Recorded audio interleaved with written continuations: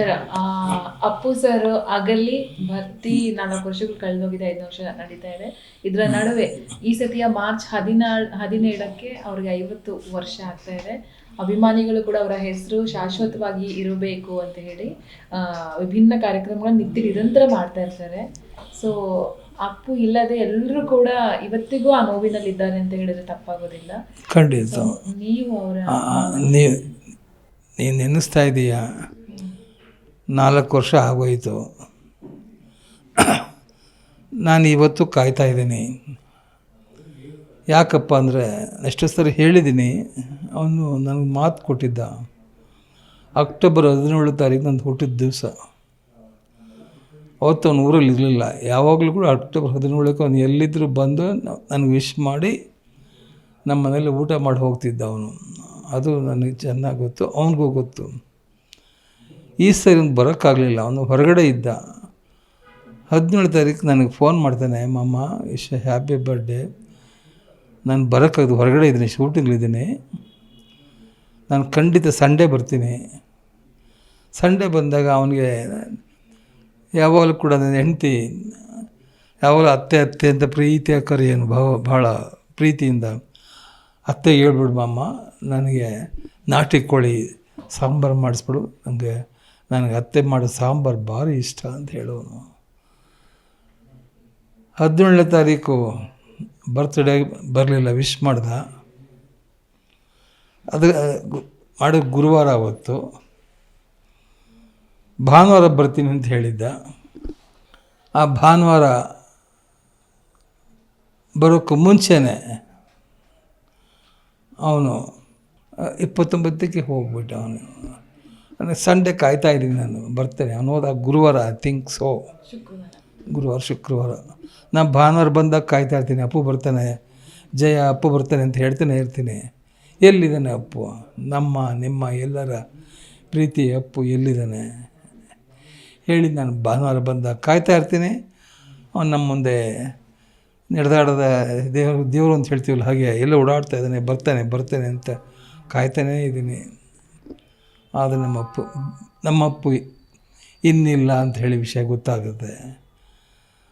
ಆವತ್ತಿನ ದಿನ ಆದಂಥ ಘಟನೆಗಳು ನೆನ್ಕೊಂಡ್ರೆ ದೇವರು ಒಂದೊಂದು ಸರಿ ಎಷ್ಟು ಕ್ರೂರಿ ಅಂತ ಅನಿಸುತ್ತೆ ನಮಗೆ. ಅವನು ಕ್ರೂರಿನ, ನಾವು ಕ್ರೂರಿನ ಒಂದು ಗೊತ್ತಿಲ್ಲ. ಯಾರು ಕ್ರೂರಿ? ಅವತ್ತರ ಹಿಂದಿನ ದಿವಸ ಅವನು ಸಾಯೋದು ಬೆಳಿಗ್ಗೆ, ಹಿಂದಿನ ದಿವಸ ಅವ್ರ ಅಣ್ಣ ಶಿವರಾಜ್ ಕುಮಾರ್ದು ಸಾಂಗು ಎಲ್ಲಿ ವಿನ್ಸನ್ ಮ್ಯಾನರ್ ಹೋಟೆಲ್ ಯಾವುದೊಂದು ಹೋಟ್ಲಲ್ಲಿ ನಡೀತಾ ಇರ್ತದೆ ಸಾಂಗ್ ಬಿಡುಗಡೆ. ಆವಾಗ ಒಂದು ಹಾಡಿಗೆ ಒಂದು ಸ್ಟೆಪ್ ಆಗ್ತಾನೆ, ಅದನ್ನು ನೋಡ್ದೇ ಕೂತಿದ್ವಿ. ಗುರುಕಿರಣ್ ಮ್ಯೂಸಿಕ್ ಡೈರೆಕ್ಟ್ರು ಪುನಃ 2ನೇ ಹಾಡಿಗೆ ಆಡಬೇಕು ಅಂತ ಕರೀತಾರೆ. ನನಗೆ ಯಾಕೋ ಆಗಲ್ಲ ಅಂತ ಬಂದು ಕೂತ್ಕೋತಾನೆ. ಅವನು ಯಾವಾಗಲೂ ಕೂಡ ಆಗಲ್ಲ ಅಂತ ಹೇಳಿದ ದಿನವೇ ಇಲ್ಲ. ಆವತ್ತು ದಿವಸ ಕೂತ್ಕೊಂಡ್ಬಿಡ್ತಾನೆ ಆಗಲ್ಲ ಅಂತ. ಮುಗಿಯುತ್ತೆ. ಗುರುಕಿರಣ್ ಕರ್ಕೊಂಡು ಹೋಗ್ತಾರೆ ಮನೆಗೆ. ಗುರುಕಿರಣ್ ಮನೇಲಿ ಸ್ವಲ್ಪ ಹೊತ್ತು ಕಾಲ ಕಳೆದ್ಬಿಟ್ಟು ಮನೆಗೆ ಹೋಗ್ತೀನಿ ಅಂತ ಬರ್ತಾನೆ. ಮನೆಗೆ ಬಂದ ಮೇಲೆ ಮಲಿಕೊಳ್ತು ಗಂಡ. ಮಲಗಿದ ಮೇಲೆ ಬೆಳಗಿನ ಜಾವ ಯಾಕೋ ಒಂದ್ಕೆಲ್ಲ ಆಗಲ್ಲ ಗಣೆ, ಯಾಕೋ ಒಂಥರ ಆಗುತ್ತೆ ಅಂತ ಹೇಳಿದ್ದೆ. ತಕ್ಷಣ ನನ್ನ ಪುನೀತ್ ಹೆಂಡತಿ ಅಶ್ವಿನಿ, ನಮಗೆಲ್ಲ ಡಾಕ್ಟರ್ ರಮಣರಾವ್ ಅಲ್ಲಿ ಬರ್ತಾಳೆ. ಒಂದು ಕಾರಲ್ಲೇ ಕೂತಿದ್ದಾನೆ. ಖಂಡಿತ ಕಾರನ್ನು ನಡ್ಕೊಂಡು ಹೋಗ್ತಾನೆ, ಕೂತ್ಕೋತಾನೆ. ಡಾಕ್ಟ್ರಿಗೆ ಹೇಳಿ ಕಳಿಸ್ತಾರೆ. ಡಾಕ್ಟರ್ ಪೇಷಂಟ್ ಇದ್ದಾರೆ ಅಂತ ಹೇಳ್ತಾರೆ.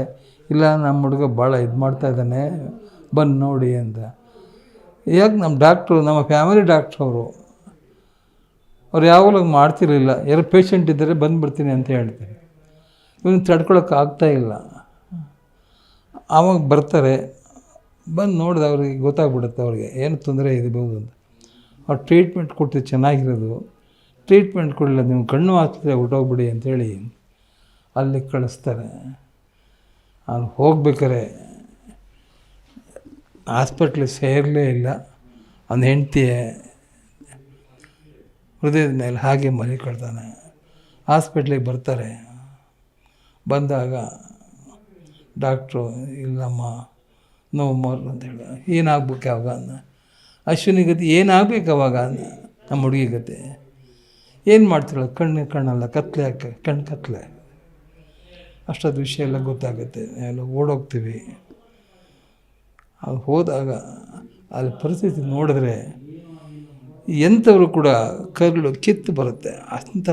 ಅಂಥ ಒಂದು ದೃಶ್ಯ ಅದು.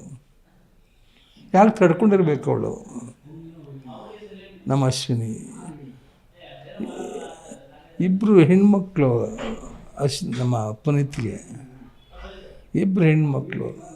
ಒಬ್ಬಳು ಫಾರಿನಲ್ಲಿ ಓದ್ತಿರ್ತಾಳೆ, ಒಬ್ಬಳಿಲ್ಲ ನನ್ನ ಮೊಮ್ಮಗಳ ಜೊತೆ ಅವಳು ಕ್ಲಾಸ್ಮೇಟ್ಸ್. ಈ ಸರಿ ಫಸ್ಟ್ ಪಿ ಯು ಸಿಗೆ ಡಿಗ್ರಿಗೆ ಹೋಗ್ತಾ ಇದ್ದಾರೆ ಸೆಂಟ್ ಜೋಸೆಫ್ ಕಾಲೇಜಲ್ಲಿ. ಹೀಗೆ ನಡೆದು ಬಂದಂಥ ದಾರಿ ಅದೇ ಮುಗಿದ ಮೇಲೆ ಅದಕ್ಕೆ ಮುಗಿಸ್ತೀವಿ. ನೀವು ಕೇಳ್ತಾ ಇದ್ದೀರಿ ಅಪ್ಪನ ಒಡನಾಟ ಹೇಗಿತ್ತು ಅಂತ. ಅಪ್ಪು ಅವನಿಗಿಟ್ಟಿದ್ದು ಮೊದಲು ಎಷ್ಟೋ ಸರಿ ಹೇಳಿದ್ದೀನಿ, ಅವನಿಗಿಟ್ಟಿದ್ದು ಹೆಸರು ಲೋಹಿತ ಅಶ್ವ ಅಂತ. ಲೋಹಿತ್ ಫಾರಮ್ ಅಂತಲೇ ಇತ್ತು, ಮೈಸೂರು ರೋಡಲ್ಲಿ ಇದೆ ತೋಟ. ಲೋಹಿತ್ ಫಾರಮ್ ಅಂತಲೇ ಇತ್ತು. ಒಂದು ಸಾರಿ ಆ ತೋಟದಲ್ಲಿ ಒಂದು ಪೂಜೆ ಮಾಡಿಸ್ದೆ ನಾನು, ಹೋಮ ಮಾಡಿಸ್ದೆ ನಾನು. ಇವನು ಓಡಾಡ್ಕೊಂಡಿದ್ದ ಅಲ್ಲಿ ಯಾರೋ ಇದ್ದರದು ಗುರುಗಳು ಹೇಳ್ತಾರೆ, ಲೋಹಿತ್ ಅಂತ ಕರೀತಾ ಇರ್ತೀವಿ ನಾವು. ಆಗ ದಯವಿಟ್ಟು ಚೆನ್ನಾಗಿಬಿಟ್ರೆ ಇದನ್ನು ಚೇಂಜ್ ಮಾಡಬೇಕು ಅಂಥೇಳಿ ನಮ್ಮ ಅಕ್ಕ ಹಬ್ಬ ಅವ್ರನ್ನ ಕೂರಿಸ್ಕೊಂಡು ಲೋಹಿತನ ಹೆಸರು ಕರಿಬೇಡಿ ಅವನಿಗೆ, ಲೋಹಿತನ ಹೆಸರು ಅಲ್ಪಾಯುಷ್ ಆಗ್ಬಿಡ್ತಾನೆ, ಬೇಡ ಅವನಿಗೆ ಇನ್ನೊಂದು ಹೆಸರಿಡಿ. ಏನು ಹಿಡಿಬೋದು? ಪುನೀತ್ ಅಂತ ಹೆಸರಿಡಿ ಅಂತ. ನಿಮಗೆ ಗೊತ್ತು ಪುನೀತ್ ಅಂದರೆ ಏನು ಅಂಥೇಳಿ? ಪುನೀತ್ ಯಾರು? ಆಂಜನೇಯನ ಚಿರಂಜೀವಿ ಹೆಸರು ಪುನೀತ್ ಅಂತ. ಆ ಹೆಸರು ನೀಡಿ ಅಂತ ಹೇಳ್ತಾರೆ. ಈ ಫಾರಮ್ ಕೂಡ ಲೋಹಿತ್ ಫಾರ್ಮ್ ಅಂತ ಇಡಬೇಡಿ, ಪುನೀತ್ ಫಾರ್ಮ್ ಅಂತ ಮಾಡಬೇಕು ಅಂತ ಹೇಳಿ ಆ ತಕ್ಷಣ ನಾನು ಹೋಗಿ ಲೋಹಿತ್ ಫಾರ್ಮ್ ಹೆಸರನ್ನ ಅಳಿಸಿ ಪುನೀತ್ ಫಾರ್ಮ್ ಅಂತ ಹೇಳ್ತೀನಿ. ಇದು ನಡೆದಂಥ ಘಟನೆ, ಹಿಂದಿನ ಘಟನೆಗಳು. ಆಮೇಲೆ ನಿಮಗೆ ಗೊತ್ತು ಅವನು ಹುಟ್ಟು ಕಲಾವಿದ. 3 ತಿಂಗಳು ಮುಗಿನಲ್ಲೇ ಸಿನಿಮಾದಲ್ಲಿ ಆ್ಯಕ್ಟ್ ಮಾಡ್ತಾನೆ ಅವನು. ಅದು ಬ್ಲಡ್ ಅಲ್ವ, ರಕ್ತ. ಯಾರು ರಕ್ತ ಅದು? ಅವ್ರ ತಾತ ಪುಟ್ಟಸ್ವಾಮಿಗಳು ನಟ ಭಯಂಕರ ಸಿನಿಮಾ ನಾಟಕದಲ್ಲಿ ಒಳ್ಳೆ ಪಾತ್ರಗಳನ್ನು ಮಾಡ್ತಾಯಿರ್ತಾರೆ ಅವರು. ಎಲ್ಲರು ಕಂಸ, ರಾವಣ ಇಂಥ ಪಾತ್ರಗಳನ್ನೆಲ್ಲ ಮಾಡ್ತಿರ್ತಾರೆ. ಅವ್ರ ಮಗನೇ ಮುತ್ತರಾಜು ಯಾರು? ನಮ್ಮ ರಾಜ್ಕುಮಾರೇ, ನಮ್ಮ ರಾಜ್ಕುಮಾರ್. ಅವ್ರ ಹೆಸರು ಮುತ್ತರಾಜು ಅಂತ. ಯಾಕೆ ಮುತ್ತರಾಜ್ ಹೆಸರು ಬಂತು? ನಮ್ಮ ಮಾವವ್ರಿಗೆ, ಪುಟ್ಟಸಮ್ಮಪ್ಪನವ್ರಿಗೆ ಮುತ್ತತ್ರಾಯ ಮಳವಳ್ಳಿ ಮುತ್ತತ್ತ ದೇವಸ್ಥಾನ ಇದೆ. ಆ ಮುತ್ತರಾಯನ ಕಂಡ್ರೆ ಭಾಳ ಆಸೆ ಅವರಿಗೆ, ತುಂಬ ಇಷ್ಟ ಅವರಿಗೆ. ಯಾಕೆ ಇಷ್ಟ ಅಂದರೆ ಮುತ್ತತ್ರಾಯ ಹೇಗಿದ್ದಪ್ಪ, ಅಲ್ಲಿ ಒಂದಿಷ್ಟೇ ಉದ್ದಕ್ಕಿದ್ದವು ಮುತ್ತದ. ಅವ್ರು ಹೇಳು, ಏನಯ್ಯ ಅವನು ಎಷ್ಟು ಚಿಕ್ಕ ಆಕೃತಿ ಕಣೆ ಅದು, ಒಂದು ಮರದ ಕೆಳಗೆ ಇತ್ತು ಕಣೆ, ನೋಡಿದ್ದೆ ನಾನು ಹೋಗಿ ನೋಡಿದ್ದೀನಿ. ಆದ್ದರಿಂದ ಅವನ ಹೆಸರು ಇರ್ತಾರೆ. ನನಗೆ ಹುಟ್ಟಿದ್ರೆ ನಾನು ಮುತ್ತಪ್ಪ ಅಂತ ಹೆಸರಿಡ್ತೀನಿ ಅಂತ. ಆ ಮುತ್ತರಾಯನ ಹೆಸರೇ ಮುತ್ತರಾಜ ಆಗಿದ್ದು. ಸರ್ ನಾನು ಕೂಡ ಮುತ್ತತ್ತಿಗೆ ಹೋಗಿ ನಾನು ವಜ್ರೇಶ್ವರಿ ಬಂದು ಕೂತ್ಕೊಂಡ್ಮೇಲೆ ಅವ್ರಿಗೊಂದು ಆಸೆ ಇತ್ತು, ನಮ್ಮ ಬಾವರ ತಂದೆಯವ್ರಿಗೆ ಒಂದು ಏನೋ ಕಟ್ಟಿಸ್ಬೇಕು ಅಂತ. ಆಗ ಚಿನ್ನಪ್ಪ, ನಮ್ಮ ಅಪ್ಪಾಜಿಗೆ ಒಂದು ಆಸೆ ಇತ್ತು ಕಳಿ ಚಿನ್ನಪ್ಪ, ಏನಾರು ಮಾಡಬೇಕು ಅಂತ.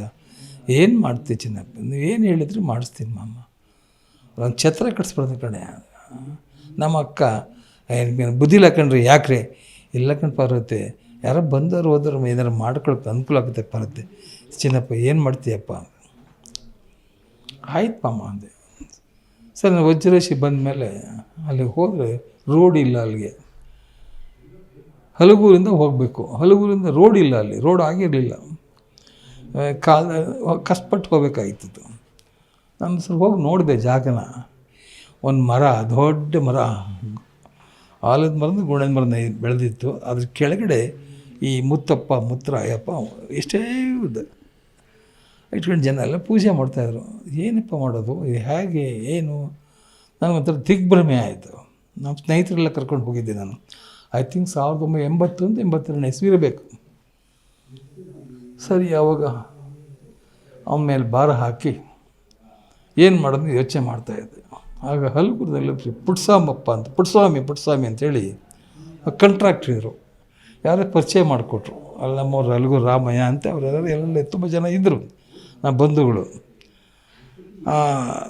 ಪುಟ್ಟಸ್ವಾಮಿಯವ್ರನ್ನ ಕರೆದೆ. ಸಾರ್ ಹಿಂಗೆ ಮಾಡಬೇಕಲ್ಲ. ಅಯ್ಯೋ ಚಿನ್ನಗೌಡ್ರೆ, ಎಲ್ಲಿ ಚಿನ್ನಗೌಡ್ರೆ ಆಗುತ್ತೆ, ಸರಿ ನೆಕ್ಸ್ಟ್ ವೀಕ್ ಬರ್ತೀನಿ ಅಂತ ಹೇಳ್ಬಿಟ್ಟು ಪುನಃ ನೆಕ್ಸ್ಟ್ ಭಾನುವಾರ ಹೋಗಿ ಅವ್ರನ್ನೂ ಕರ್ಕೊಂಡು ಮತ್ತೆ ಹೋದೆ. ರೋಡ್ ಇಲ್ಲ, ಕಲ್ಲು ಮುಳ್ಳು ಕಾಲಿಗೆ ಮೆತ್ತಿ ಸ್ವಾಮಿ ಅಯ್ಯಪ್ಪ ಅಂದಂಗೆ ನಾವು ಕಲ್ಲು ಮುಳ್ಳು ಕಾಲಿಗೆ ಮೆತ್ತಿ ಆಂಜನೇಯಾಯ ನಮಃ ಅಂದ್ಕೊಂಡು ಮುತ್ತತ್ತರಾಯ ನಮಃ ಅಂದ್ಕೊಂಡು ಹೋದ್ವಿ.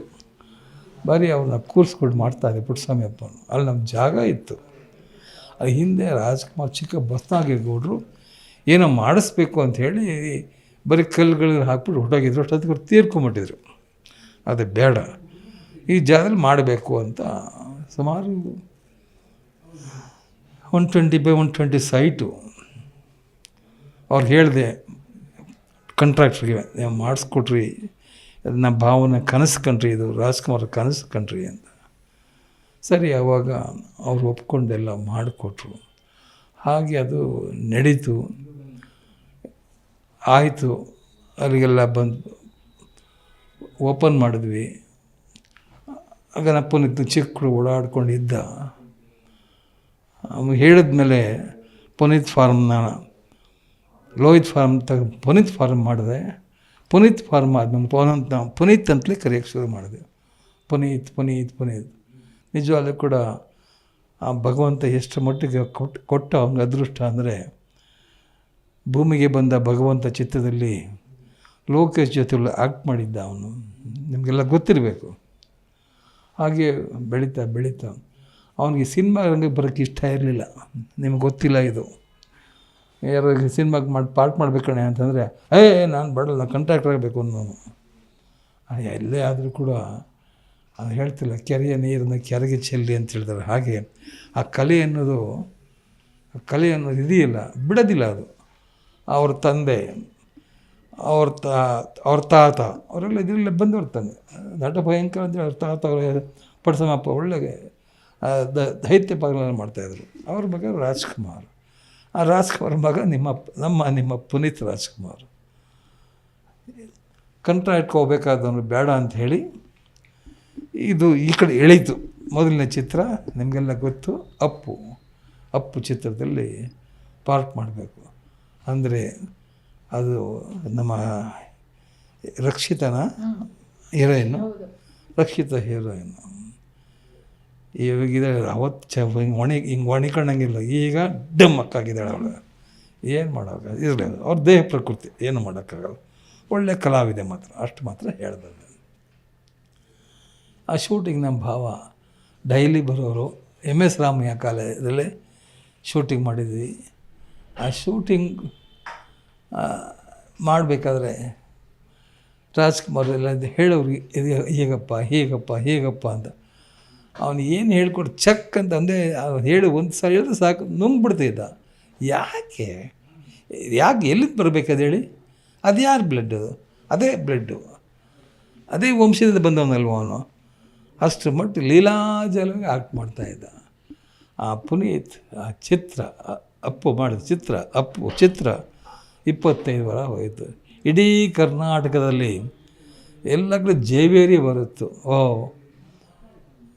ರಾಜ್ಕುಮಾರ್ ಹೋಟೆಲ್, ಸಿಂಹದ ಹೋಟೆಲ್, ಸಿಂಹನೇ ಹುಟ್ಟುತ್ತೆ ಅಲ್ವೇನ್ರಿ? ಅದಕ್ಕೋಸ್ಕರ ಯಾರು ಮಗ ಬಿಡಿ, ಇಡೀ ಕರ್ನಾಟಕ ಅವನನ್ನು ಹೊಗಳುತ್ತೆ, ಎಲ್ಲರೂ ಗೌರವಿಸ್ತಾರೆ. ಅವನು ಅದೇ ರೀತಿ ಇನ್ನೊಂದು ಏನಪ್ಪ, ದೊಡ್ಡ ಗುಣ ಏನಪ್ಪ ಅಂದರೆ, ಅವನು ಕಲಾವಿದ ಶೂಟಿಂಗ್ ಮಾಡುವಾಗ ತಂತ್ರಜ್ಞರಿಗೆ, ನಿರ್ದೇಶಕರಿಗೆ, ನಿರ್ಮಾಪಕರಿಗೆ ಗೌರವ ಕೊಡ್ತಿದ್ದ. ಅವ್ರ ತಂದೆ ಹೇಗೆ ನಡ್ಕೊತಿದ್ರು, ಆ ತಂದೆ ಗುಣನೇ ಅವನಿಗೆ ಬಳುವಳಿಯಾಗಿ ಬಂದಿತ್ತು. ನಮ್ಮ ಶಿವರಾಜ್ಕುಮಾರ್ ಇನ್ನೊಂದ್ಸರಿ ಕೇಳೋನಪ್ಪ ನಮ್ಮಪ್ಪ, ಅಣ್ಣ ಹೆಂಗಿದೆ ಶಿವಣ್ಣ ಹೆಂಗಿದೆ? ಇಲ್ಲ ಬಿಡು ಮಗ, ಚೆನ್ನಾಗಿದೆ ಕಣ್ ಮಗ ಅಂತ. ನಮ್ಮ ಶಿವಣ್ಣನಿಗೆ ಎಸ್ಪೆಷಲಿ ಪುನೀತ್ ಕಂಡ್ರೆ, ಅಪ್ಪು ಕಂಡ್ರೆ ಭಾರಿ ಇಷ್ಟ. ಅವನು ಹೇಳು, ನಮ್ಮ ಶಿವಣ್ಣ ಎಷ್ಟೋ ಸರಿ ಕೇಳಿದೆ, ಇಲ್ಲ ಬಿಡಪ್ಪ ನೀನು ಚೆನ್ನಾಗಿ ಮಾಡ್ತೀನಿ, ನನಗಿಲ್ಲೂ ಚೆನ್ನಾಗಿ ಮಾಡ್ತೀವಿ ಕಣ. ನೀನು ಸುಮ್ಕಿರಪ್ಪ, ಹಂಗೆಲ್ಲ ಹೇಳ್ಬೇಡ ಅಣ್ಣ, ಸುಮ್ಕಿರಣ್ಣ. ಇಲ್ಲ ಕಣಪ್ಪ, ನಿಜವಲ್ಲೂ ಕೂಡ ನೀನು ದೊಡ್ಡ ಕಲಾವಿದ ಆಗ್ತೀವಿ ಕಣಪ್ಪ. ಅದು ಯಾವಾಗಲೂ ಅಪ್ಪನ ಪ್ರೀತಿ ಮಾಡೋನು, ಒಪ್ಕೊಳ್ಳೋನು. ಅಪ್ಪು ಶಿವಣ್ಣ ಆಗಲಿ, ರಾಘಣ್ಣ ಆಗಲಿ, ಎಲ್ಲರೂ ಕೂಡ ಅವನು ಮನ ಮೆಚ್ಚಿದ ಮಗನ, ಜನ ಮೆಚ್ಚಿದ ಮಗ ಅವನು. ಆ ಥರ ಬೆಳೆದಂಥ ನಮ್ಮ ಅಪ್ಪು ಏನು ವಿಧಿಯಾಟ ಯಾರಿಗೆ ಗೊತ್ತಾಗತ್ತೆ ಹೇಳು ಅಲ್ವಾ? ಅವನಿಗಿಬ್ಬರು ಹೆಣ್ಮಕ್ಳಾಗ್ತಾರೆ. ಅವ್ನು ಹೆಣ್ಮಕ್ಳಾದಾಗ ಅವನ ಹೆಂಡತಿಗೆ ಆಪ್ರೇಷನ್ ಮಾಡಿಸ್ಬಿಡ್ತಾರೆ. ನನಗೆ ಗೊತ್ತಾಗಲಿಲ್ಲ, ಆಮೇಲೆ ಗೊತ್ತಾಗುತ್ತೆ. ಆಮೇಲೆ ನಾನು ಹೋಗಿ ಬೈದೆ. ನಾನು ಹೋಗ್ಬಿಟ್ಟು ಬೈದೆ ಅವ್ರಿಗೆ, ಯಾರಿಗೆ, ಗಂಡ ಹೆಂಡತಿಗೆ ಇಬ್ಬರಿಗೆ ಬೈದೆ. ನಿಮ್ಗೇನು ಬಂದಿದೆ ರೋಗ, ಯಾಕೆ ಹಿಂಗೆ ಮಾಡ್ಕೊಂಡ್ರೆ ನೀವು, ಏನು ಕಡಿಮೆ ಆಗಿದೆ ಹೀಗೆ ಮಾಡಿದ್ರಿ? ನಾವೆಲ್ಲ ನಮ್ಮ ಅಪ್ಪಗೆ ನಾವು 8 ಜನ ಮಕ್ಕಳು, ನಾವು ಬೆಳಿಲ್ದಿಲ್ವ? ನಿಮ್ಮ ಅಪ್ಪನಿಗೆ 5 ಜನ ಮಕ್ಕಳಿರಲಿಲ್ವ? ಇಲ್ಲ ಬಿಡಮ್ಮ, ಬೇಡ ಬಿಡಮ್ಮ, ಸಾಕಮ್ಮ, ಈಗ ತಮಾಷೆ ಮಾಡಿಕೊಂಡೆ. ಹಾಗೆ ಬೆಳಿ ಏನು ಮಾಡೋಕ್ಕಾಗುತ್ತೆ? ವಿಧಿಯಾಟ ಯಾರಿಗೆ ಗೊತ್ತಾಗತ್ತೆ ಹೇಳಿ ಅಲ್ವಾ?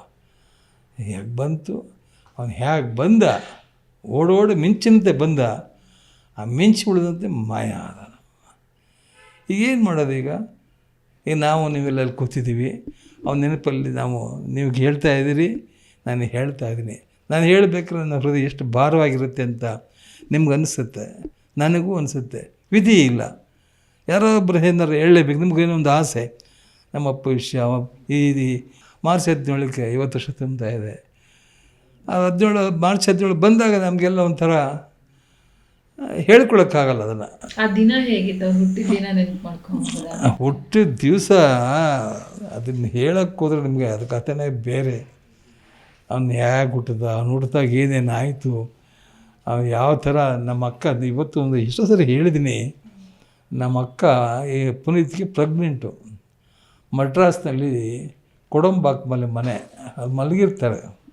ಆವಾಗ ನಮ್ಮ ಅಕ್ಕನಿಗೆ 7-8 ತಿಂಗಳು ಗರ್ಭಿಣಿ. ನಮ್ಮ ಭಾವ ಇರ್ತಾರೆ. ಆ ಮಧ್ಯಾಹ್ನ ಮಲಗಿದ್ದಾಗ ಸ್ವಲ್ಪ ಸುಸ್ತು ಇದು ಮಾಡ್ತಿರ್ತಾರೆ. ನಮ್ಮ ಭಾವ ಬರ್ತಾರೆ, ಪಾರ್ವತಿ ಹೇಗಿದೆಯಾ ಅಂತ ಕೇಳ್ತಾ ಇರ್ತಾರೆ. ಆ ಟೈಮಿಗೆ ಕರೆಕ್ಟಾಗಿ ಮನೆ ಮೇಲೆ ಫ್ಲೈಟ್ ಹೋಗುತ್ತೆ. ಆ ಫ್ಲೈಟ್ ಹಾರಾಡುತ್ತೆ. ಇದು ನಾನು ಚೆನ್ನಾಗಿ ಗೊತ್ತು ನನಗೆ, ಅವ್ರ ಬಾಯಿಂದ ಕೇಳಿದಂಥ ಮಾತಿದು. ಆ ಫ್ಲೈಟ್ ಹಾರಾಡಿದಾಗ ಪಾರ್ವತಿ ಅಂದೆ, ಏನು ರೀ ಅಂದೆ. ಅಲ್ಲ ಕಣೆ, ಇದನ್ನು ಹೊಟ್ಟೆಲಿ ಹುಡ್ತಾಯಿದೆ, ಮಗು ಹುಡ್ತಾ ಇದೆಯಲ್ಲ, ಅದೇ ನಿನಗೂ ಗೊತ್ತು, ನನಗೂ ಗೊತ್ತು. ಆ ಮಗು ಈ ನೋಡಿ ಅವನಿಗೆ ಹೇಗೆ ಅಂತಂದರೆ ಅವ್ರು ಹೇಳಿದ್ದು, ಫ್ಲೈಟ್ ಹೋಗ್ತಾ ಇದೆಯಲ್ಲ ಪಾರ್ವತಿ, ನನ್ನ ಮಗ ಯಾವಾಗಲೂ ಕೂಡ ಫ್ಲೈಟಲ್ಲಿ ಓಡಾಡ್ತಾನೆ ಕಣೆ ಅಂದ. ಸುಮ್ಮನೆ ರೀ, ನಿಮಗೆಲ್ಲ ಒಂಥರ ಹುಚ್ಚು ಭ್ರಮೆ. ಇಲ್ಲ ಕಣೆ ಪಾರ್ವತಿ, ನನ್ನ ಮಗ ನನಗಿಂತ ದೊಡ್ಡ ಕಲಾವಿದ ಆಗ್ತಾನೆ ಅಂತ ನನಗನ್ಸುತ್ತೆ ಕಣೆ ನನಗೆ. ಅದಕ್ಕೆ ಅವನು ಫ್ಲೈಟಲ್ಲೇ ಹೋಗ್ತಾಯಿದೆ, ನಿನಗೆ ಹೇಳ್ತಾ ಇದ್ದೀನಿ, ಅವ್ನು ಫ್ಲೈಟಲ್ಲೇ ಓಡಾಡ್ತಾನೆ ಪಾರ್ವತಿ ಅಂತ. ನೋಡಿ, ಇದು ಹೇಗೆ ಈ ಕಾಕತಾಳೀಯ ನ್ಯಾಯ ಅಂತ ಹೇಳ್ತೀವೋ, ಹಿರಿಯರ ಒಂದು ಆಶೀರ್ವಾದ ಅಂತ ಹೇಳ್ತೀವೋ, ತಂದೆ ತಾಯಿಗಳ ಅನುಗ್ರಹ ಅಂತ ಹೇಳ್ತೀವೋ ನಾವು. ಅವನು ಹುಟ್ಟುತ್ತಾನೆ, ಹುಟ್ಟಿದಾಗ ಅದೇ ರೀತಿ ಬೆಳಿತಾನೆ. ಬೆಳೆಯಲ್ಲೇ ನೋಡು ಮೊಳಕೆಯಲ್ಲೇ ನೋಡು ಬೆಳೆ ಗುಣಮನ ಅಂತಂತ ಹೇಳ್ತಿರಲ್ಲ, ಹಾಗೆ ಚಿಕ್ಕದಿಂದಲೇ ಪಾತ್ ಮಾಡ್ಕೊಂಬರ್ತಾನೆ. ಬೆಟ್ಟದ ಹೂ ಚಿತ್ರಕ್ಕೆ ಅದು ನ್ಯಾಷನಲ್ ಅವಾರ್ಡ್ ಬರ್ತದೆ, ನಿಮಗೆಲ್ಲ ಗೊತ್ತಿರಬೇಕು. ಲಕ್ಷ್ಮೀನಾರಾಯಣವರು ಇವತ್ತಿಲ್ಲ, ಅವ್ರ ಡೈರೆಕ್ಷನ್ ಬೆಟ್ಟದ ಹೂವು. ಆ ಪ್ರಶಸ್ತಿ ಸ್ವೀಕಾರ ಮಾಡೋಕ್ಕೆ ನಾನು ನಮ್ಮ ಅಕ್ಕನೇ ಹೋಗಿದ್ವಿ ಡೆಲ್ಲಿಗೆ. ಆ ಪ್ರಶಸ್ತಿನ ಜೈಲ್ ಸಿಂಗ್ ಅಂತ ಕಾಣುತ್ತೆ ಅವಾಗ ಕೊಟ್ಟಿದ್ದೆವರು. ಜ್ಞಾನ ಜೈಲ್ ಸಿಂಗ್ ಅದು ಪ್ರೆಸಿಡೆಂಟ್ ಆಗಿದ್ದರು. ಅದು ತೊಗೊಂಡು ನಾವು ಬಂದ್ವಿ. ಹಾಗೆ ಅಲ್ಲಿ ಪ್ರಶಸ್ತಿ ತೊಗೊಂಡ್ರು ಕೂಡ ಪ್ರಶ್ನೆಗೆ ಕೂಗಿದ್ರು, ಓಡೋದ. ಅವ್ರಿಗೆ ನಮಸ್ಕಾರ ಮಾಡಿದ ತಕ್ಷಣ ಅವ್ರು ಖುಷಿ ಆಯ್ತು. ಅವ್ರು ಅರೆ ರೀ ಭಯ ಊಟ ಅಂತ ನಮಸ್ಕಾರ ಮಾಡ್ದೆ, ಬಂದ. ಪುನಃ ಅದೇ ಆಟ ಪಾಠ. ಅವ್ನಿಗೆ ಏನಪ್ಪ ಅಂದರೆ ಇನ್ನೊಂದು ವಿಷಯ ಹೇಳ್ಬಿಡ್ತೀನಿ, ಎಷ್ಟೋ ಸರಿ ಹೇಳಿದ್ದೀನಿ. ಅವನು ಶೂಸ್ ಕಂಡ್ರೆ ಭಾರಿ ಇಷ್ಟ. ಶೂಸ್ಗಳು ಕಂಡ್ರೆ ನಮ್ಮ ಆಫೀಸಿಗೆ ಬಂದ್ಬಿಡೋ, ವಜ್ರೇಶಿಗೆ ಬಂದುಬಿಡೋನು. ನಾನು ಅಲ್ಲೇ ವಜ್ರೇಶಲ್ಲಿ ಇರ್ತಿದ್ನಲ್ಲ. ಮಾಮ ಹಬ್ಬ ಅಂಗಡಿ ಹೋಗೋಣ ಅಂತ. ಜಡಿಯಪ್ಪ ಇದು ಕೆಲಸ ಮುಗಿಸ್ಬಿಡ್ತೀನಿ, ಹೋಗೋಣ. ನಮ್ಮ ಅಕ್ಕ ಬೈಯೋರು, ನೀನು ಅವನ್ನ ತುಂಬ ಇದು ಮಾಡ್ತೀಯ ಕಣ ನೀನು ಚಿನ್ನಪ್ಪ ಅಂತ. ಏನು ಬಿಡಕ್ಕ, ಅವನು ಯಾರಕ್ಕ ಅವನು ನೀನು ಹೋಗಪ್ಪ ತಗೊಳಪ್ಪ, ದುಡ್ಡು ಕೊಟ್ಟು ತಗೋತಿರಲಿಲ್ಲ ಅವನು. ಇಲ್ಲ ನೀನೇ ಬರ್ಬೇಕು ಜೊತೆಲಿ, ನಾನು ಜೊತೆಲಿ ಹೋಗುವ. ಯಾಕೆ ಜೊತೆಲಿ ಕರೆಯೋನು ಅಂದರೆ, ಅವ್ನು ಹೋದರೆ ಅವ್ನು ಲೈಕ್ ಮಾಡೋದು ಎಷ್ಟು ಶೂಸ್ ತೊಗೋಬೇಕು, 1, 2, 3, 4, 5 ಜೊತೆ ತಗೊಂಬಂದು ಮನೇಲಿ ಜೋಡಿಸ್ಬಿಡೋದು. ಎಲ್ಲ ಮನೇಲಿ ಲೈನ್ಗೆ ಒಂದು 20-30 ಜೊತೆ. ಅವ್ರ ತಪ್ಪನ್ನು ಕರೆಯೋನು, ಅಪ್ಪಾಜಿ ಬಾಯ್ಲಿ ನೋಡಿಲಿ ಎಷ್ಟು ಅವು ಕಂದ ಭಾಳ ಚೆನ್ನಾಗಿದೆ ಕಂದಾನೆ. ನಾನು ಬಾಬು ಶೋಸ್ ಗೊತ್ತಲ್ಲ ನಿಮಗೆ, ರಾಜ್ಕುಮಾರ್ ಸಿಂಪಲ್ ಅಂತೇಳಿ. ಚೆನ್ನಾಗಿದೆ ಕಂದ ಹಾಕೋ ಕಂದ ಅನ್ನೋರು. ನಮ್ಮ ಅಕ್ಕ ಬಂದು ನೀವು ಹೇಳಿ ಅವ್ನು ಕೇಳ್ತಾನೆ, ಅವ್ರ ಮಾವ ಇದ್ದಾನೆ ಆಫೀಸಲ್ಲಿ, ಅವ್ನು ತೊಗೊಂಡೋಗಿ ಕೊಡಿಸ್ಬಿಡ್ತಾನೆ. ಬಿಡು ಪಾರ್ವತಿ, ಯಾರು ಕೊಡಿಸ್ತಾನೆ, ಯಾರು ತಗೋತಾರೆ, ಯಾರು ಹಾಕೋದು, ನಮ್ಮ ಮಗ ತಾನೆ ಹಾಕೋದಾನೆ, ಹಾಕೊಳ್ಳಿ ಬಿಡು ಪಾರ್ವತಿ ಅನ್ನೋರು. ಅಂದರೆ ಚಿಕ್ಕನಿಂದಲೂ ಕೂಡ ಅವನು ಹಾಗೆ ಲವ್ಲಿ ಆಗಿರಬೇಕು ಅಂತ ಹೇಳೋನು. ಹಾಗೇ ಬೆಳೆದ. ಮದುವೆ ವಯಸ್ಸು ಬಂತು, ಮದುವೆ ಮಾಡಿದ್ವಿ, ಮುತ್ತಂತ 2 ಮಕ್ಕಳಾದವು. ಅಷ್ಟೊತ್ತಿಗೆ ಎಲ್ಲೂ 25 ಪಿಕ್ಚರ್ ಇಸ್ಕೊಂಡು 20 ಪಿಕ್ಚರ್ ಮಾಡಿದ್ದ ಅವನು. ಈ ಥರ ಭಗವಂತ ಕರ್ಕೋತ ಯಾರು ಕಂಡಿದ್ರು. ನಿಜವಾಗ್ಲೂ ಕೂಡ ನಮ್ಮ ಅಶ್ವಿನಿ, ನಮ್ಮ ಪುನೀತ್ ಸ್ವರ್ಗಸ್ಥನಾದ ಮೇಲೆ ಅವಳು 1 ವರ್ಷ ಹೊರಗಡೆ ಬರಲಿಲ್ಲ, ಅವಳು ಆಚೆನೇ ಬರಲಿಲ್ಲ ಮಾತಾಯಿ. ಆಮೇಲೆ ಒಂದು ದಿವಸ, ಇನ್ನು ಎಷ್ಟು ದಿವಸ ಕೂತ್ಕೊಳ್ಳೋಕ್ಕಾಗತ್ತೆ ಮಾಮ, ನೋಡ್ಕೋಬೇಕಲ್ಲ ಮಾಮ ಅಂಥೇಳಿ ವಜ್ರ ಆಫೀಸಿಗೆ ಬರೋಕ್ಕೆ ಶುರು ಮಾಡಿದ್ರು. ಈಗ ಎಲ್ಲವೇ ಹೊರಗೆ ಅವ್ರು ನೋಡ್ಕೋತಾ ಇದ್ದಾಳೆ. 2 ಹೆಣ್ಮಕ್ಳು ಚೆನ್ನಾಗಿ ಓದ್ತಾ ಇದ್ದಾರೆ. ಮೊದಲನೇ ಮಗಳು ಫಾರಿನಲ್ಲಿ ಓದ್ತಾ ಇದ್ದಾಳೆ, BCom ಮುಗಿಸ್ತಾ ಇದ್ದಾಳೆ. 2ನೇ ಮಗಳು ಇಲ್ಲಿ ಸೆಂಟ್ ಜೋಸೆಫ್ ಕಾಲೇಜಲ್ಲಿ ಓದ್ತಾ ಇದ್ದಾಳೆ. ಖಂಡಿತ. ನನ್ನ ಮೊಮ್ಮಗಳು ಅವರು ಕ್ಲಾಸ್ಮೇಟ್ಸು ನಮ್ಮನ್ನು ಬರ್ತಿರ್ತಾರೆ. ನನಗೆ ಈಗಲೂ ಕೂಡ ನಮ್ಮ ಅಶ್ವಿನಿ ಮರಿದೆ ತಿಂಗಳಿಗೆ 1 ಸಾರಿ 2 ಸಾರಿ ನನಗೆ ಚಿಕನ್ ತುಂಬ ಇಷ್ಟ, ಅದನ್ನು ಮಾಡಿ ಕಳಿಸ್ತಿರ್ತಾಳೆ, ಬಿಡೋದಿಲ್ಲ. ಯಾಕಮ್ಮ ಮಾಡಿದೆ, ಇಲ್ಲ ಮಮ್ಮ ನಿನಗೆ ಭಾರಿ ಇಷ್ಟ ಅಲ್ವ ಮಮ್ಮ, ಇದು ಸುಮ್ಮನಿರು ಮಮ್ಮ. ಅವ್ನು ತಿಂಗಳಿಗೆ 1 ಸಾರಿ 2 ತಿಂಗಳಿಗೆ 1 ಸಾರಿ ನಾವು ಮಾಡಿ ಕಳಿಸ್ತಿರ್ತಾಳೆ. ಅವಳ ಮಗಳು, ನನ್ನ ಮಗಳು ಇಬ್ಬರು ಕ್ಲಾಸ್ಮೇಟ್ಸು. ಏನು ಆ ಮಕ್ಕಳು ನೋಡ್ಕೊಂಡವಳೆ, ಎಲ್ಲನೂ ಮರೀತಾ ಇದ್ದಾಳೆ. ವಿಧಿ ಇಲ್ಲ, ದೊಡ್ಡ ನಮ್ಮ ಹುಡುಗ ಸುಮ್ಮನೆ ಇರಲಿಲ್ಲ, ಬೃಹತ್ ಭಂಡಾರ ಸ್ಥಾಪನೆ ಮಾಡಿದ್ದ ಅವನು. ಅದನ್ನು ನೋಡ್ಕೋಬೇಕಲ್ಲ ಯಾರು, ಅದು ಹೆಂಗಾಗ್ದು ಬೇರೆಯವ್ರ ಕೈಲಿ ಕೊಡೋಕ್ಕಾಗಲ್ಲ ಅಂತ ಹೇಳಿ ಎಲ್ಲವನ್ನು ಅವಳೇ ನಿಭಾಯಿಸ್ತಾ ಇದ್ದಾಳೆ. ನನಗೇನು ಅನಿಸುತ್ತೆ ಈಗ ಅಂದರೆ, ಆ ಮಕ್ಕಳಿಗೆ ಭಗವಂತ ಆಯುಸ್ ಕೊಡಬೇಕು, ಆರೋಗ್ಯ ಕೊಡಬೇಕು. ನಮ್ಮ ಅಶ್ವಿನಿಗೆ ಈ ದುಃಖವನ್ನು ಸಹಿಸ್ಕೊ ಶಕ್ತಿ ಕೊಟ್ಟಿದ್ದಾನೆ, ತಗೊಂಡಿದ್ದಾಳೆ. ವಿಧಿ ಇಲ್ಲ, ಅವಳು ಮಾಡ್ತಾಯಿದ್ದಾಳೆ. ಮುಂದೆನೂ ಕೂಡ ಆ ಪುನೀತ್ ಹೆಸರಿನಲ್ಲಿ ಏನೇನೋ ಕೆಲಸ ಕಾರ್ಯಗಳನ್ನು ಮಾಡಬೇಕಂತ ಹೊರಟಿದ್ದಾಳೆ, ಮಾಡ್ತಾಯಿದ್ದಾಳೆ. ಆ ಕಾರ್ಯಕ್ರಮಗಳಿಗೆ ಎಲ್ಲವೂ ನಾವು ಬೆಂಬಲ ಕೊಡೋಣ. ಆ ಮಕ್ಳಿಗೆ ಒಳ್ಳೆಯದಾಗಲಿಂದ ಹಾರೈಸೋಣ. ಆ ಪುನೀತ್ ಫ್ಯಾಮಿಲಿ ಇವತ್ತು ನಾವು ಯಾರೂ ಹೊರಗೆ, ಅವನೊಬ್ಬ ಚಿರಂಜೀವಿಯಾಗಿ ಉಳ್ಕೊಂಡಿದ್ದಾನೆ. ಯಾಕಂತಂದರೆ ಅವನು ಎಲ್ಲಿದೆ ನೋಡಿ, ನಮ್ಮ ಭಾವ ಹೋದರು, ಅವ್ರನ್ನ ತಗೊಂಡೋಗಿ ಕಂಟೆಸ್ಟ್ ಸ್ಟುಡಿಯೋದಲ್ಲಿ ಹಾಕಿದ್ವಿ. ನಮ್ಮ ಅಕ್ಕ ಹೋದರು, ಸಿದ್ದರಾಮಯ್ಯನ CM ಆಗಿದ್ದರು. ಇಲ್ಲ ಚಿನ್ನಗೌಡ್ರೆ ಅಲ್ಲೇ ಮಾಡಬೇಕು, ಅಣ್ಣವ್ರ ಪಕ್ಕದಲ್ಲೇ ಮಾಡಿಬಿಡಿ ಅಂದರು. ನೋಡಿ ಇದು ಯಾರಿಗೊಂಡು ಅಕ್ಕವ್ರೂ ಅಲ್ಲೇ ಹಾಕಿದ್ವಿ. ನಮ್ಮ ಪುನೀತ್, ನಮ್ಮ ಅಪ್ಪ ಹೋದ. ಆಗ ನಮ್ಮ ಬೊಮ್ಮಾಯಿ, ಬಸವರಾಜ ಬೊಮ್ಮಾಯಿಯವರು, ಅವ್ರು ಚೀಫ್ ಮಿನಿಸ್ಟರ್ ಆಗಿದ್ದರು. ಅವ್ರು ಭಾಳ ಪ್ರೀತಿ ಕಂಡ್ರೆ ಅವರು ಇಲ್ಲ ಚಿನ್ನಗೌಡ್ರೆ ಅಲ್ಲೇ ಮಾಡಿಬಿಡೋಣ ಅಂದರು. ನೋಡಿ, ತಂದೆ ತಾಯಿ ಮಗ 3 ಅಲ್ಲೇ ಸ್ಮಾರಕಗಳು ಅಲ್ಲೇ ಇದ್ದಾವೆ. ಇದು ಯಾರಿಗುಂಟು, ಯಾರಿಗಿಲ್ಲ. ಇದು ಭಾಗ್ಯ ಅಂತ ಹೇಳೋದ, ದೌರ್ಭಾಗ್ಯ ಅಂತ ಹೇಳೋದ? ಜನತೆಗೇನು ಅಲ್ಲಿ ಹೋಗ್ತೀವಿ, ನೋಡ್ತೀವಿ, ಬರ್ತಾರೆ, ಬೇರೆ ವಿಷಯ. ಅದನ್ನು ಆ ನೋವನ್ನು ಅನುಭವಿಸ್ತಕ್ಕಂಥ ಅಶ್ವಿನಿ ಇರ್ಬೋದು, ಅವರು ಶಿವರಾಜ್ಕುಮಾರ್ ಇರ್ಬೋದು, ರಾಘವೇಂದ್ರ ರಾಜ್ಕುಮಾರ್ ಇರ್ಬೋದು, ಅವ್ರ ಮಕ್ಕಳಿರ್ಬೋದು. ಆ ಮಕ್ಕಳಿಗೆ ನಾವು ಏನೇ ಕೊಟ್ಟರು ಕೂಡ ತಂದೆ ಕೊಡೋಕ್ಕಾಗತ್ತಾ ಹೇಳಿ? ಅಲ್ವ, ಎಲ್ಲರೂ ಪ್ರೀತಿ ಕೊಡ್ಬೋದು, ಹಾಗೆ ಮಾಡ್ತೀವಿ, ಏನು ನೋಡ್ಕೋತೀವಪ್ಪ ಅಂತ. ಏನೇ ಆದರೂ ಅವ್ರ ತಂದೆ ಅವ್ರ ಅಪ್ಪರು ಕೊಡೋಕ್ಕಾಗತ್ತೆ ನಮ್ಮ ಕೈಯಲ್ಲಿ? ಇಲ್ಲ. ಆ ಭಗವಂತನೇ ಆ ದುಃಖವನ್ನು ಸಹಿಸೋ ಶಕ್ತಿನ ಭಗವಂತ ಕೊಡಬೇಕು ಅಂಥೇಳಿ ಇವತ್ತು ನೋಡಿ, ಈ 17ನೇ ತಾರೀಕು ಅವನ ಬರ್ತ್ಡೇ 50 ವರ್ಷ ತುಂಬ್ತಾ ಇದೆ. ಇದರಿಂದ ಏನೇನು ಮಾಡ್ತಿದ್ದ ಪುಣ್ಯಾತ್ಮ, ಎಲ್ಲಿ ಭಗವಂತನಿಗೆ ಹೊಟ್ಟೆ ಕಿಚ್ಚಿ ಬತ್ತು ಅಂತ ಕಾಣುತ್ತೆ. ಇವನು ಯಾಕೋ ನೋಡಿದ್ರೆ ಇನ್ನು ಪರಮಾತ್ಮ ಆಗ್ಬಿಡ್ತಾ ಕಾಣುತ್ತೆ. ದೇವ್ರು ನಮ್ಮನ್ನೆಲ್ಲ ಮರೆತು ಬಿಡ್ತಾರೆ ಕಣೆ ಜನ. ಬೇಡ, ಬಾಗಿಲು ನೀನು ಬರೆದು ಕರ್ಕೊಂಡ್ರು ಏನೋ ಅನಿಸುತ್ತೆ ನನಗೆ. ಅಷ್ಟು ಮಟ್ಟಿಗೆ ಪ್ರೀತಿಯಿಂದ ಕಾರ್ಯ ಎಲ್ಲರೂ ನಾವು ಕಾಣ್ತಾ ಇದ್ದ. ಇನ್ನೂ ಚೆನ್ನಾಗಿ ಜ್ಞಾಪಕ, ಅವ್ರ ಮನೆಗೆ ಯಾರು ನೋಡೋಕ್ಕೆ ಬರೋರು, ಹುಬ್ಬಳ್ಳಿ, ಧಾರವಾಡ, ಗುಲ್ಬರ್ಗ, ರಾಯಚೂರು ಕಡೆಯಿಂದೆಲ್ಲ ಬರೋರು. ಅವ್ರು ಬಂದು ನಿಂತ್ಕೊಂಡಾಗ ಅವ್ನು ಹೇಳೋನು, ಫಸ್ಟು ಹೊರಗಡೆ ಬಂದು ಕೇಳೋನು, ಎಷ್ಟು ಟೈಮ್ 1-2 ಗಂಟೆ ಊಟ ಮಾಡಿದ್ದೀರಾ? ಇಲ್ಲಣ್ಣ ನಿಮಗೆ ನೋಡೋದಿಲ್ಲ, ಅದೆಲ್ಲ ಆಗಬಾರ್ದು. ಅಲ್ಲಿ ವಾಚ್ಮ್ಯಾನ್ ಕರೆದುಬಿಟ್ಟು, ಡ್ರೈವರ್ ಕರೆದು ಅವ್ರ ಕೈಲಿ ಎಷ್ಟು ಜನ ಕರ್ಕೊಂಡು ಎಲ್ಲರೂ ಊಟ ಮಾಡಿಸ್ಕೊಂಡು ನೋಡಿಯಪ್ಪ ನಮ್ಮನೇಲಿ ನಾನು ಊಟ ಮಾಡೋದು ನಿಮಗೆಲ್ಲರೂ ಕೊಡೋಕ್ಕೆ ನನಗೆ ಶಕ್ತಿ ಭಗವಂತ ಶಕ್ತಿ ಕೊಟ್ಟಿದ್ದಾನೆ. ಅಡುಗೆ ಮಾಡಿರಲ್ಲ ನಿಮಗೆಲ್ಲ ಹೇಗೆ ನಂಗೆ ಹಾಗೆ ಕಳ್ಸೋಕ್ಕೆ ನನಗೆ ಇಷ್ಟ ಇಲ್ಲ, ನೀವು ಅಷ್ಟು ದೂರದಿಂದ ಬಂದಿದ್ದೀರಿ ಅಂತೇಳಿ ವಾಚ್ಮ್ಯಾನನ್ನು ಕರೆದು ಹೋಟ್ಲಿಗೆ ಕಳಿಸಿ ಊಟ ಮಾಡಿಸಿ ಕರ್ಕೊಂಡು ಬಂದಮೇಲೆ ಬಂದಮೇಲೆ ಮಾತುಕತೆ ಆಡಿಸಿ ಕಳಿಸ್ತೀವಿ. ಇದು ಅವನ ಕರ್ತವ್ಯ. ಈ ರೀತಿ ಇವನು ಹೇಗೆ ರಾಜ್ಕುಮಾರ್ ಜನ ಮೆಚ್ಚಿದ ನಾಯಕರಾಗಿದ್ದರು ಹಾಗೆ ಇದನ್ನು ಕೂಡ ಜನ ಮೆಚ್ಚಿ ನಾಯಕನಾಗೇ ಬೆಳೆದ, ನಾಯಕನಾಗೇ ಹೊರಟೋದ. ಈಗ ಬರೀ ನೆನಪು ಬಾರ ಉಳ್ಕೊಂಡಿದ್ದೀನಿ ನಿಮಗೆಲ್ಲರೂ ಕೂಡ. ಆ ನೆನಪಿನ ದೋಣಿ ಒಳಗೆ ನಾವು ಸಾಗಬೇಕಾಗಿದೆ. ವಿಧಿ ಇಲ್ಲ, ವಿಧಿಯ ಆಟ. ವಿಧಿಯ ಬರಹವನ್ನು ಯಾರು ಕೂಡ ತಪ್ಸೋಕ್ಕಾಗುತ್ತಾ? ಅಲ್ಲೋ ಹರಿಹರ ರಂಚಾದರೂ ಸಾಧ್ಯವೇ ಅಂತ ಹೇಳ್ತಾರೆ ದೊಡ್ಡವರು. ಹಾಗೆ ಆಗೋಗಿದೆ.